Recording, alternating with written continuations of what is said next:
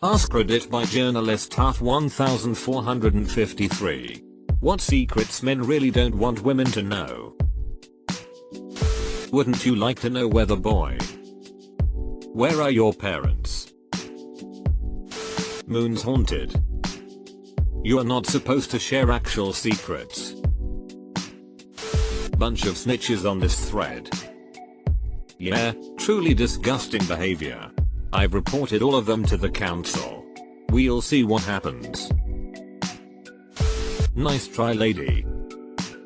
Bros before hose, am I right? Somebody writes for BuzzFeed. I have my money on Bored Panda.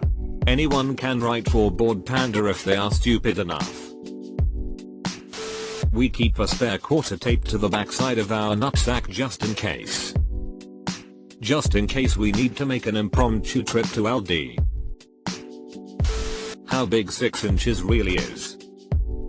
Today my coworker and I were comparing our heights, and even though we're only about 3 inches apart, our coworker was insisting that I was 6 inches taller than her.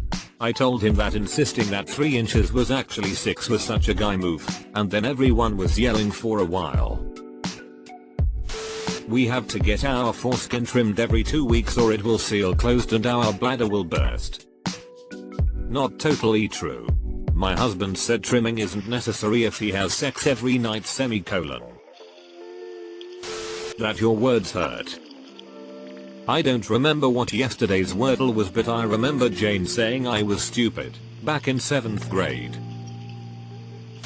My bank pin. It's Bosco, isn't it? It's hot when you can open up with a girl and she stays in your life. Just had that recently. 20 years we've been together and we have been best friends all that time. And shared some tough times for her, but I'd still always put a brave face on how I was, until start of this year I couldn't cling on anymore and I just cried for 2 days. Wife is not only still here, we have unlocked another level. I don't want to think I should have done it earlier as my choices in the past made the life I love now, but I'm glad I did now, I'll say that. That 99% of these comments are things that men do want women to know. That sound doesn't mean I'm hungry, it means I have to fart. This is the one. The amount of times my stomach's going off and my girlfriend goes, "Oh, you're hungry, we should eat." As I nod in agreement whilst putting all my thinking power into not letting it escape. Nice try. You won't fool me into admitting I like to pee sitting down. Agreed. However, have you ever done that thing where your seat positioning and lean means equipment is in exactly the right spot to pass between the toilet seat and the toilet and it runs down and soaks your pants without you knowing? Yeah, me neither. You know when you hear us peeing and it sounds like we are turning it off and on? We are just moving the stream back and forth between full volume, center of water, and mute, porcelain just above waterline. Thank you so much for this. I dated a guy for a few months and every single time he'd go to the bathroom it was this. It's been years since I've seen him and this has still bugged me from time to time. It feels like I just scratched a spot that's been itching for years. Edit. Oh, the things I've learned and never wanted to know. Haha, thanks, guys. A compliment would literally make our whole month. Nice balls, bro. I know you guys piss the shit stains off the toilet. I have the high ground. But you'll never experience the thrill of getting to be the one that pees the urinal puck in half. Our balls can tactically retract into our body. Edit. Come on guys, why is it always that comments about balls get so much traction FFS? That's actually not supposed to happen past a certain age. At least you shouldn't be able to retract them fully into your body. My son, who's 8 now, can, and the first time I took him to the doctor and she went to check his boys while he was standing up, he was around 5. They both shot up so fast into his body the doctor audibly laughed, then apologized and told us she'd never seen that condition in person and it caught her off guard. She then told me that the muscle that allows testicles to descend is supposed to freeze after they do, being a one-use kind of thing, but that for some reason Sam's didn't, and that as he and they grow that there's a chance they can get stuck up there, or torsion could happen, so we need to discourage him from doing it on purpose. My child happens to be a damn nudist all the time, and the number of times I've had to say, son, put your balls back down, is something they do not prepare you for as a parent. No matter how much you shake and dance, the last 2 drops go in your pants. Put some pressure on the area behind your balls after peeing. Gets rid of those pesky drops. We don't mind being left home alone. Playing video games and watching movies all day and going to the pub in the evening is a 10/10 day. In addition to peeing standing up, we also poop standing up. We do. Damn, this whole time I've been pooping while in a handstand. We got some sellouts here. Willful traitors all. We generally put on a brave face and act content even when we are sad and miserable inside. This is why I'm such a comedian around my friends and classmates. I know that if I'm pissed off or down in the dumps, I can't do anything to cheer myself up, but I can do something to put a smile on somebody else's face.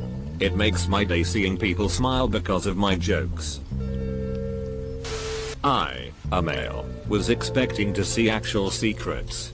Now I'm just glad to know that you never grow out of this. There's only one thing men like to do while lucid dreaming. Well, maybe also flaying. I've lucid dreamt several times. They all involved snow skiing. We actually know that you guys, poop. Lies. Having someone run their hands through your hair with your head on their lap is the best fucking thing. I miss having hair.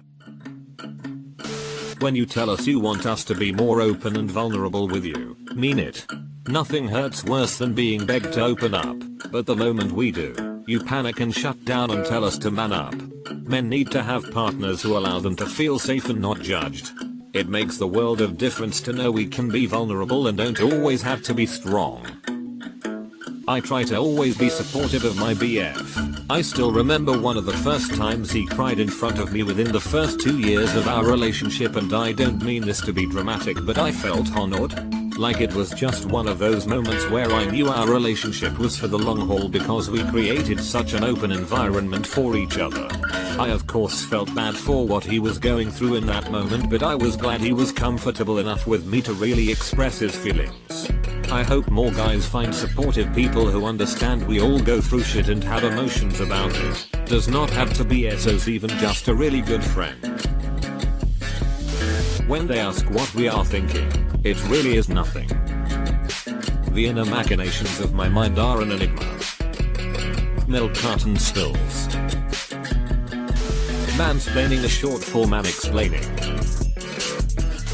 I hate it when I get a random boner for no reason and then try to hide it. Most anxiety that I could ever experience. The awkward day in high school when you've got it pinned under your belt and the young teacher's assistant bends over. We've all tried to reach. Allegedly, it feels more like doing the thing than having the thing done to you. We enjoy being little spoon. I luo being the big spoon. That one compliment meant in sincerity will sustain us for days, weeks. This is due to men rarely ever getting them. They are so rare that they really have an impact when we get one. Go ahead, ladies. Ask a man in your life when the last time he got a compliment was. I bet most of them will have to think about it. I'm 19 yo man. Recently I was on a call with my 3 friends. The girls were drinking, and I wasn't. I was telling them some stories of mine because we had not an opportunity to talk like this in a while. This call started about 1 AM and ended 7 AM when we all fall asleep. Around 4 AM one of them said, "Have you realized what time is it? We're already talking with my name for 3 hours," and then the girl I have a crush on said it because how nice he is and how fun talking with him is. It felt so damn good. I think I'm not going to forget about this for years. Anyway, she's never talking about her feelings. She probably said it only because she was drunk. But still, when I'm coming through my low self-esteem problems, I remind myself about what she said and I'm getting immediately better. Some of you really are bad at blowjobs and we'll still tell you you're the best. New insecurity unlocked. Sometimes we are as batshit scared as you, but years of suppressing that emotion help us appear brave in scary moments. If you're scared, but do the thing anyway, that's real bravery. We all secretly communicate with each other silently with a series of looks, nods and facial expressions. It's mostly over the top of your heads, as your backs are turned or whilst you're lost in your phones. It's never anything that horrific. The language isn't complex enough. Sometimes it's just to acknowledge people or situation. Lots of reassurance, much more emotional and informal than typical spoken word. I assume it's the same thing when women get really close and lip read at each other. Me pushing a stroller and has a kid in a backpack carrier, walking with wife as she holds other kid's hand. Crossing a street, sees fellow bro in exact same situation. We make eye contact and nod, head goes up, to each other. Volumes of communication said with just the nod. Why kids love cinnamon toast crunch. Sometimes when we last longer than normal it's cause we waxed the tater before the date. It's actually a compliment, I promise. Men can't flex their dicks without clenching their buttholes and vice versa. I just tried for verification purposes. We really don't care about every tiny interaction you had work, but we'll do our best to fake interest to keep you happy. My wife talks to her best friend every day for an hour or so. Every day. I just don't have that many words available in my head. I love coming home to an empty house. We don't really shit 5 times a day. We just want alone time. Don't betray the council, brothers. This is just a test of loyalty, brethren. We're actually scared of life sometimes. That as soon as you leave the room we fart, so don't come back. When we redacted, we don't always redacted all of our redacted. We are usually perfectly content to sit at home for hours and do nothing and not be bored. We're not driven to magically do something because the fucking sun is out. The patriarchy meeting is in the parking lot of the nearest bar at 12 AM midnight every Tuesday. That boobs have black hole-like attraction and it takes every bit of our strength to not stare at them. And after a quick glance, we are looking at your